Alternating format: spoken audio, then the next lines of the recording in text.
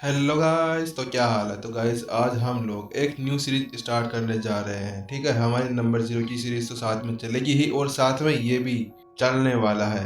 Guys इसके ज़्यादा episodes आपको नहीं मिलेंगे, तो चलिए आज की इस सीरीज की स्टार्टिंग करते हैं। तो गाइस ये सीरीज भी बाकी सीरीज जैसे ही स्टार्ट होती है। इसके अंदर भी एक ताकतवर व्यक्ति होता है जो अपने ही साथियों के द्वारा मारा जाता है, और उसी के साथ में जब वह मरता है तो उसकी आत्मा एक दूसरे ही डायमेंशन के अंदर चली जाती है और गहरी नींद में सो जाती है। और जब उसे होश आता है तो वह एक 80,000 साल बाद में वापस से जिंदा होता है। एक कैरेक्टर वॉइस के अंदर बताया जाता है कि मुझे यहाँ पर अब 80,000 वर्ष हो गए हैं जब मैं गहरी नींद के अंदर सोया था। मैंने कहीं से सुना था कि मेरे यहाँ पर मरने के बाद में वह छोटा सा बच्चा 40,000 वर्षों के अंदर इतनी ज़्यादा ट्रेनिंग करने के बाद में बहुत ही ज़्यादा शक्तिशाली हो गया है। उस एक धोखेबाज की वजह से मेरी ऐसी हालत हुई है, और उसी के साथ में मेरी बीवी ने भी मुझको मारने के लिए उन दूसरों का साथ दिया। और अब तो मुझे पूरे 80,000 वर्ष हो गए हैं। वह सभी मेरे को भूल भी गए होंगे, और वह महाराज अब तो गद्दी के ऊपर बैठ भी चुका होगा। लेकिन उन्हें पता नहीं होगा कि मैं वापस ज़रूर आऊँगा उनसे रिवेंज लेने के लिए। और इस नरेटर वॉइस के साथ में इसका इंट्रो भी यहीं पर ही खत्म हो जाता है। और हम अगले सीन के अंदर देखते हैं कि हमारी इस कहानी का हीरो एक दूसरी डायमेंशन के अंदर था। वह सोच रहा था आखिरकार मैं 80,000 साल बाद में उठ ही गया।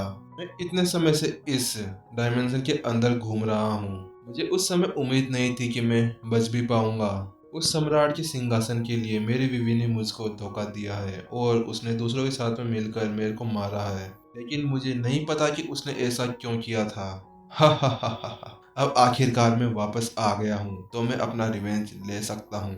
कुछ समय इधर उधर घूमने के बाद में आखिरकार वह उस डायमेंशन से बाहर निकलने में कामयाब हो जाता है। वह वहां से जाते हुए देख कहता है कि मैं वापस जरूर आऊंगा तुमसे बदला लेने के लिए। इसके बाद में हमें नेक्स्ट सीन के अंदर दिखाया जाता है कि वो एक जगह पर खड़ा होता है। वहां पर पहुंचने के बाद में वह मन ही मन में सोचता है ये बहुत ही बड़ी जगह है, मुझे यहाँ पर एक न्यू बॉडी मिल जाएगी जिसका यूज करते हुए मैं अपने दुश्मनों से बदला जरूर ले लूंगा। अपने दुश्मनों से बदला जरूर लूंगा।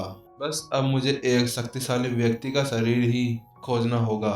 वहीं हमें दूसरे सीन के अंदर दिखाया जाता है कि एक लड़का एक कमजोर लड़के को पीट रहा होता है। और इसके अंदर हमें पता चलता है कि जो मेन कैरेक्टर होता है उसका नाम होता है विक्रम।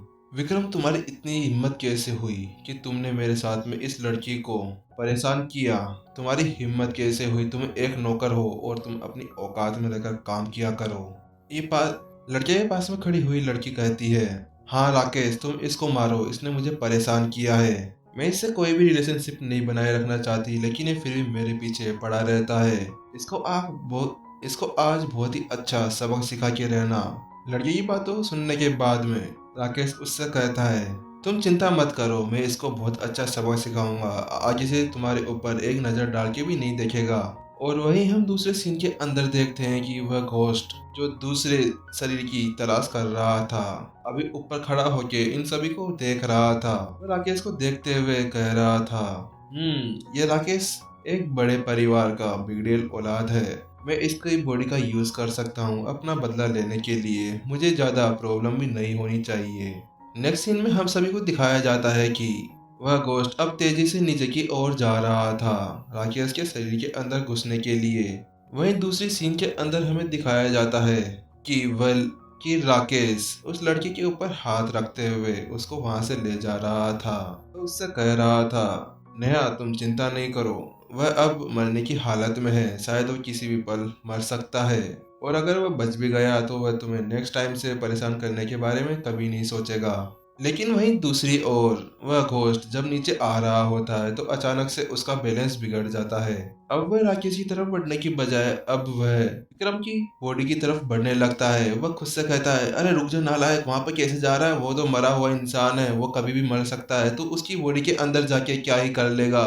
बड़ी मुश्किल के साथ में वह उस बॉडी के पास में जाकर गिरता है और एक राहत की सांस लेता है, आखिरकार मैं बच गया। लेकिन वह घोस्ट वहां पर जाने के बाद में विक्रम को उठाने की कोशिश करने लगता है, हे यू तुम मर गए क्या, तो उठो तुम।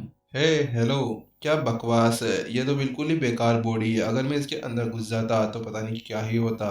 लेकिन आखिरकार मैं इस मरते हुए आदमी की तरफ आकर्षित कैसे हो सकता हूँ। ये तो मेरे को अपनी ओर खींचे जा रहा था। लेकिन जैसे ही वह घोस्ट अपनी जगह से खड़े होने की कोशिश करता है, अचानक से वह उस बॉडी के अंदर खींचा जाता है।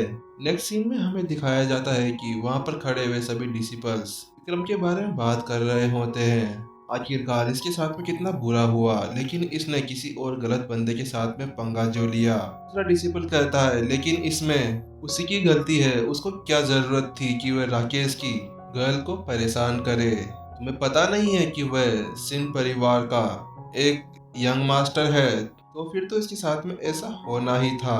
हाँ, तुमने सही कहा। आखिरकार नेहा कितनी लकी है कि उसको ऐसा लड़का मिला, इतना अमीर परिवार का। अब तो उसके लिए आगे की लाइफ और भी ज्यादा आसान हो जाएगी। वहां पर खड़े हुए सभी डिसिपल्स इसी के बारे में बात कर रहे थे। नेक्स्ट सीन में हमें दिखाया जाता है कि राकेश नेहा से कह रहा होता है, मैंने उसको इतना मारा है तो इसके बाद में वह नहीं उठेगा। लेकिन वहीं दूसरी ओर उसके पीछे विक्रम अपने पैरों पर खड़ा हो जाता है। पीछे से आवाज लगाते हुए विक्रम कहता है, ए रुको, तुम्हारी वजह से देखो ये क्या हो गया। लेकिन जब वह घोस्ट देखता है कि वह अब राकेश की बॉडी में न जाकर अब विक्रम की बॉडी के अंदर घुस चुका था, तो वह सोचने लगता है, हाय मेरे पास तो केवल एक ही चांस था कि मैं एक नई बॉडी तलाश करूं जिसके अंदर मैं रहकर अपने उस बदले को ले सकूं, ताकि मैं उसके साथ में आराम से आगे भी बढ़ सकता था। लेकिन ये क्या हो गया, ये कमजोर सी बॉडी मेरे को कैसे मिल गई। अब मैं इसके साथ में कैसे पंगा लूंगा। वहीं दूसरी ओर हमें दिखाया जाता है कि आसपास के डिसिपल्स खड़े थे। वह विक्रम को ऐसे खड़े हुए देखकर डर जाते हैं। उनको ऐसा लगता है कि वह एक घोस्ट है। अरे ये कैसे खड़ा हो गया, ये तो मरने की हालत पर पहुंच चुका था, लेकिन अभी इसको देखो जैसे कि इसको कुछ हुआ ही ना हो। हाँ, तुमने सही कहा, लेकिन ये तो मरने वाला था, तो ये जिंदा कहाँ से हो गया। मुझे भी नहीं पता इसके अंदर ताकत कहाँ से आ गई। ये तो अपने पैरों पर ऐसे खड़ा है जैसे इसको किसी ने मारा ही ना हो। इसके बाद में विक्रम जोर से चिल्लाते हुए राकेश से कहता है, हे तुम्हारी वजह से ये सब हुआ है। ये सब उस घोस्ट की तरफ से कहा जा रहा था, क्योंकि इस वक्त विक्रम के अंदर थोड़ी सी भी शक्ति नहीं थी कि वह कुछ बोल पाए। और इसी के साथ में आज का हमारा फर्स्ट एपिसोड यहीं पर ही खत्म होता है। तो वेट करिए नेक्स्ट एपिसोड का। और आप लोगों को ये सीरीज कैसी लग रही है कमेंट सेक्शन में जरूर बताएं। और ये बताइए कि इस सीरीज को आगे बढ़ाए कि नहीं बढ़ाए।